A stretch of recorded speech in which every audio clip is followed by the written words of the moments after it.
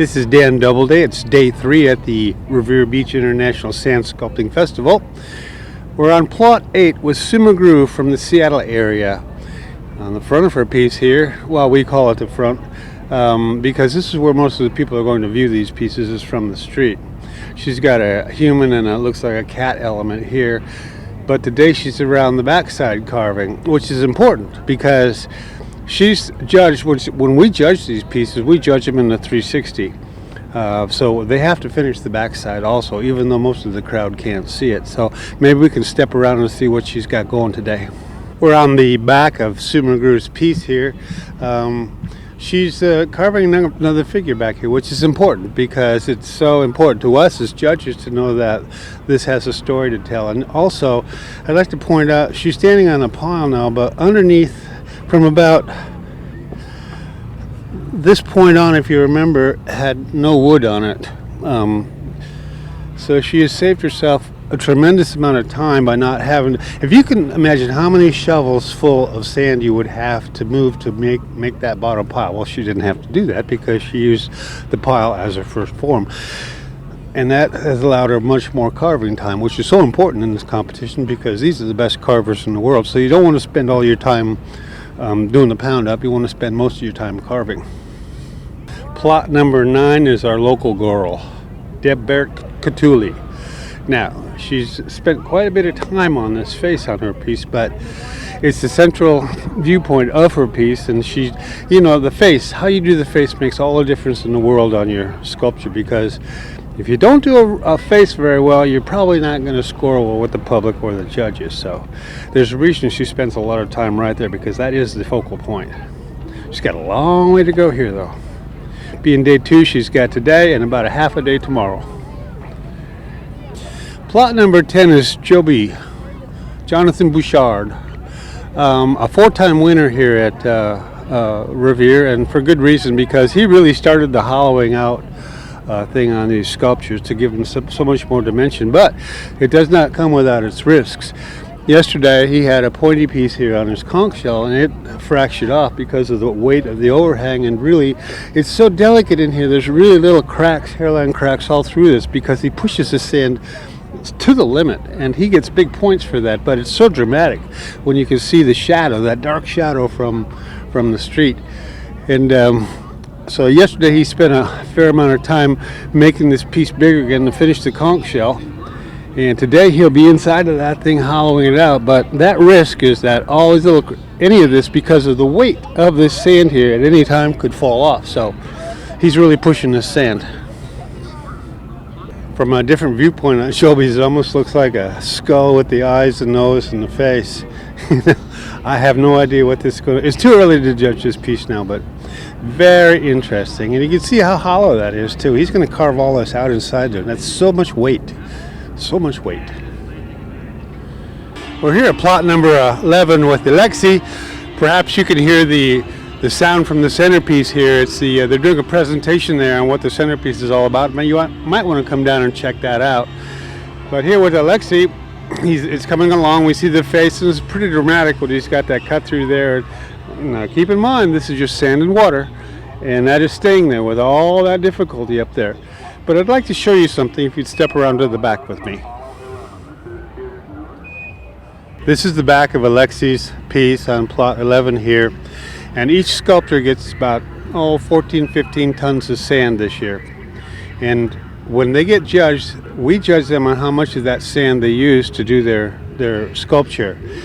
He's got a whole bunch of his pile back here that he hasn't used. So what we would be looking for when we come and judging, when by tomorrow afternoon that is used somehow into this sculpture. Right now, if he left that pile there, he would lose a lot of points.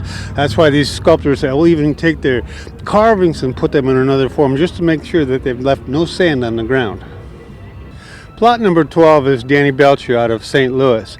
And you can see he has used every bit of his sand in these 2 pound ups here. In fact, he ran out of sand before he could do the front piece of this, so he's using his carvings here to actually make that other piece. Now, in the eyes of a judge, that's so important to us because it's very expensive to get this sand here, and at this level, you better use it. Let's go take a look at the front of Danny's piece here. We're still at plot 11 with Danny Belcher, our St. Louis boy. And you can see how these nice clean obelisks he's got here, and he's down to the base here. That's just carving sand that you see him standing on there, and he's using that to make another piece up front here. Well, that's, as judges, that's what we look for. We look for you to use every bit of that sand because it's so important that you do. And Danny's really good at this. I mean, I think he and just a few other people realize the importance of using all of that sand. Plot number 12 is Millie from Canada. She's got a piece she's calling The Nest. It's beautiful. I mean, if you look at the intricacy of these ropes, or these, I'm not sure what they are yet, but how she's hollowed this whole thing out, and she's actually got two figures in here caressing each other. It's a beautiful piece, beautiful piece. And she's also using all her sand. You can see that she's used a lot of her cuttings to make this. She's still putting this one together. It's still wet. And in the back, she's still doing more. She's one of those artists here that knows the importance of using all this sand, and she'll have a very interactive piece. And I'm looking forward to seeing what she does.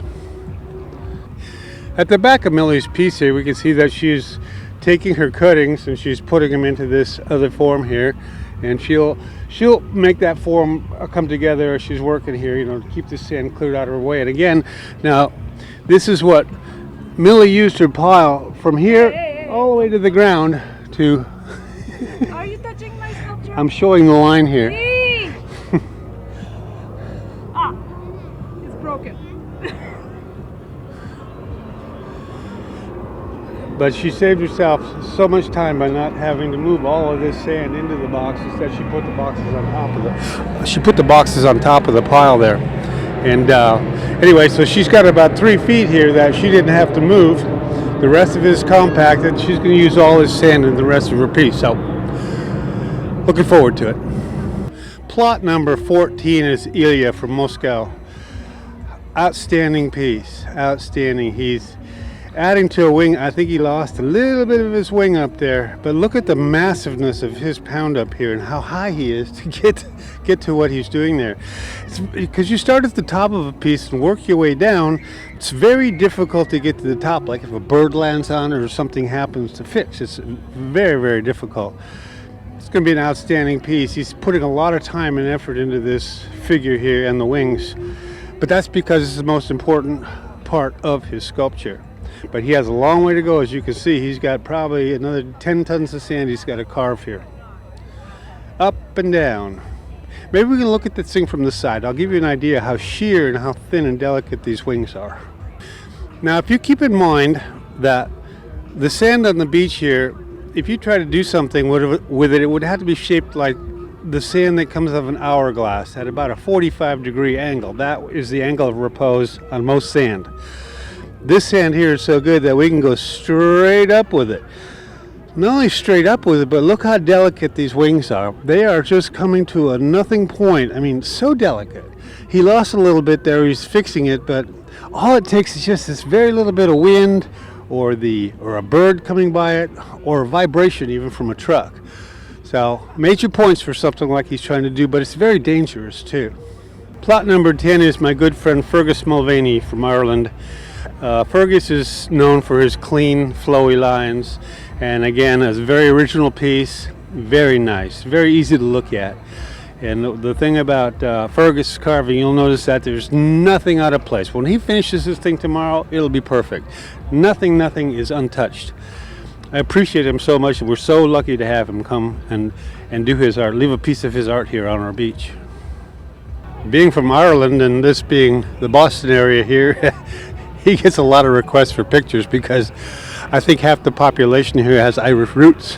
So people are always bugging him to take a picture with him, and he's in the middle of a competition. They don't understand, but he is Irish, truly Irish.